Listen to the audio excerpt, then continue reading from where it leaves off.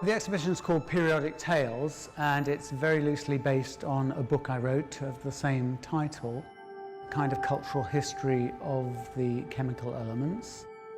The elements are all around us and they belong to all of us, and they're not something you only stumble on if you happen to wander into a chemistry laboratory. We don't often get a chance to look at great chunks of this element or that element.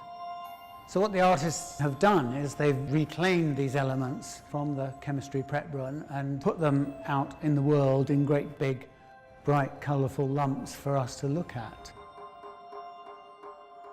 We've tried to pick works where we can see the actual material there in a way that tells you something about the meaning of that element and how it belongs in our culture.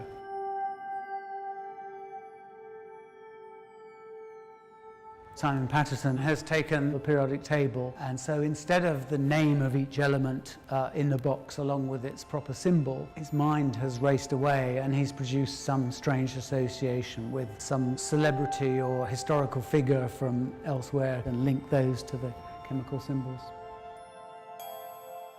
You could spend a long time looking at this work and puzzling over how Simon Patterson's mind has worked.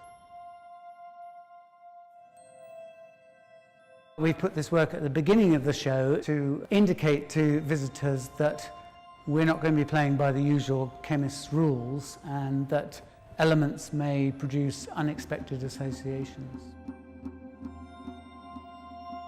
The periodic table is a little bit like having a deck of cards, and the idea that you can choose different elements and you can deal out cards from that deck, right, and tell stories with them to illustrate what is one of the foundation stones, not just of chemistry, but actually of our culture, of our civilization. Silver is one of the ancient elements, and so a work like Cornelia Parker's, called 30 Pieces of Silver, takes silver tableware and flattens it, perhaps makes some sort of comment on changing class systems. 30 Pieces of Silver is linked to the Bible and religion and betrayal. But then on a more domestic level, we're more interested in the silver as a signifier of wealth. So in my little pools of 30 pieces of silver, I wanted, teapots and toast racks and trophies, and then you flatten them, you've undermined their grandeur. They've been knocked off their pedestal, as it were. Then it goes back to this betrayal. So these pieces of silver have been betrayed. Silver is probably the most consistent material I've worked in. It's got metaphoric associations. Solar Thunder is a tarnish that's accumulated on famous people's objects. So Samuel Colt's soup tureen, which I polished in Connecticut. Dickens's spoon, which I polished in the Dickens Museum. The idea of collecting their tarnish and even their reputations restored seemed to be an interesting thing. And there you take away the surface layer of the object, which is dark and black and not wanted, the patina. All the chemical elements are on this cultural journey. Potentially other ones can come to mean something to us as well. So we have some newer elements that have been discovered in modern times by modern science. Aluminium, uranium and neon.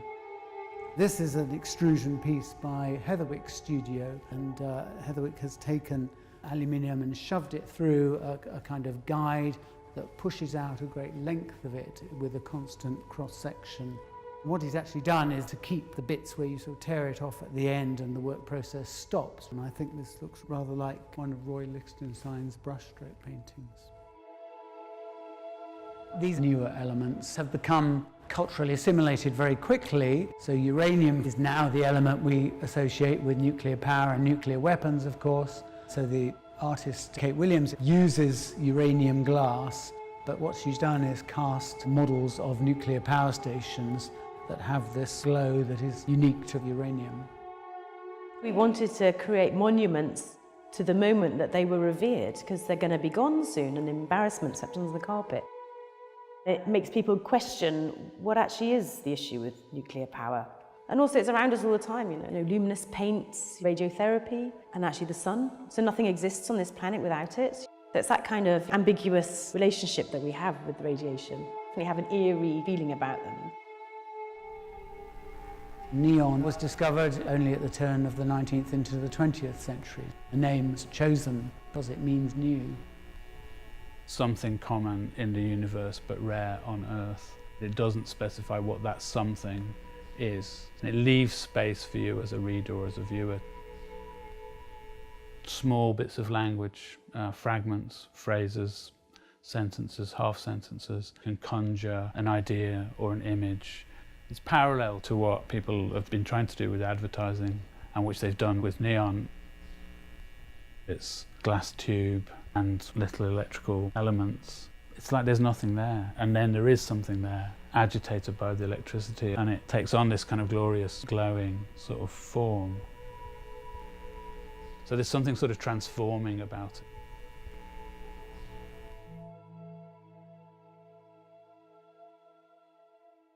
Carbon is another one of the elements known since antiquity, and we know it in several forms, as charcoal, burnt wood, as coal, wood that's preserved underground, also as graphite, and more rarely as diamond.